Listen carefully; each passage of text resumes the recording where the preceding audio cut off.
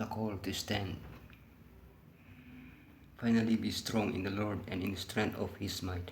Put on the whole armor of God, that you may be able to stand against the schemes of the devil. We are immersed in a cosmic war between two kingdoms. Therefore, when we join the kingdom of Yahushua, we become a part of its defense and promotion.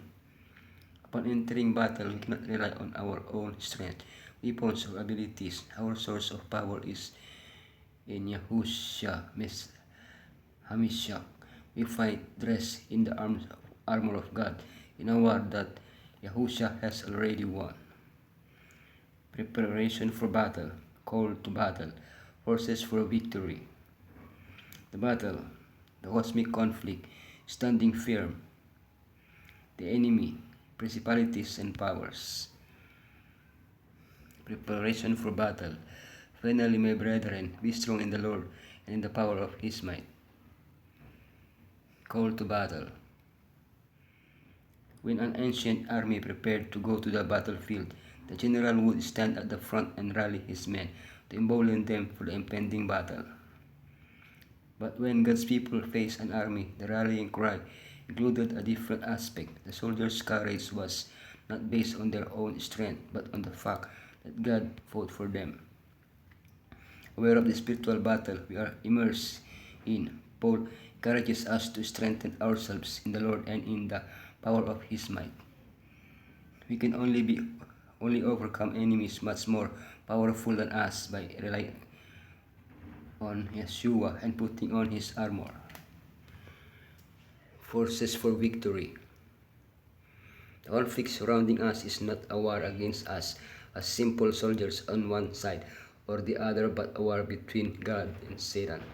While Satan focuses on attacking the church, its member is supported and strengthened by the three persons of the Trinity. Yahushua, he provides us with the power of his might. The Father, he provides us with his armor. The Holy Spirit, he provides us with the weapon to attack the battle plan.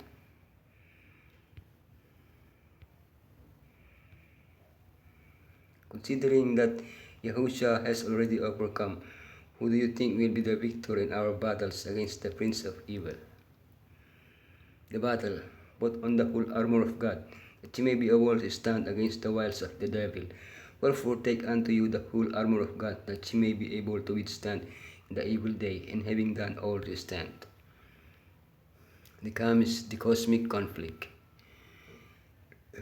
Using clear military language, Paul urges us to put on the armor of light with the breastplate of righteousness and love, and as a helmet the hope of salvation, but he doesn't speak of a physical confrontation. How do we participate in this cosmic conflict in heavenly places? Out of love, God gives us life and enlists us in his army. He uses us ambassadors to enemy powers. He strengthens us with power. He provides gifts to equip us. He clothes us in righteousness and holiness. He gives us his armor to withstand the battle. Standing firm. Battles in ancient times unfolded in three phases. Advancing toward the enemy, standing firm and defending the position in hand-to-hand combat, advancing and forcing the enemy to retreat. The decisive point that marked victory was the second phase. If they could stand firm in their position, they could force their enemy to retreat. Therefore, Paul invites us to stand firm against the schemes of the devil, to resist in the evil day, and having pushed back the enemy, to continue standing firm. Unity also plays a significant role in achieving victory. We are called to present a united front against the enemy's power.